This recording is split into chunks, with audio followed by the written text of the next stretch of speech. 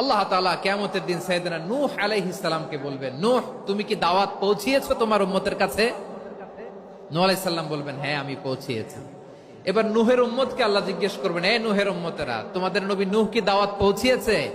নূহের উম্মত বলবে, না আল্লাহ, আমাদের কাছে কোনো সতর্ককারী আসে নাই, কোনো নবী টবি আসে নাই, কোনো দাওয়াতও আমরা পাই নাই, আপনারাও চিনি নাই, জান্নাতও চিনি নাই, জাহান্নামও চিনি নাই। নূহ আলাইহিস সালাম বিপদে পড়ে যাবেন। তখন আল্লাহ বলবেন, নূহ তুমি বললা পৌঁছিয়েছো, তোমার উম্মত বলে কিছু পায় নাই। নূহ তোমার কি কোনো সাক্ষী আছে? তোমার কথা আর তোমার উম্মতের কথা তো মিলে না। তুমি বললা তুমি আমার নির্দেশনা দাওয়াত পৌঁছে দিয়েছো, কিন্তু তোমার উম্মত বলে পায় নাই। নূহ তোমার পক্ষে কোনো সাক্ষী আছে? নূহ আলাইহিস সালাম বলবেন, আছে। কে? উম্মতে মুহাম্মাদী। তখন আমরা বলবো, আল্লাহ, আল্লাহর নবী নূহ আলাইহিস সালাম তিনি আপনি যা যা বলেছেন ঠিক তা তার উম্মতের কাছে পৌঁছে দিয়েছেন।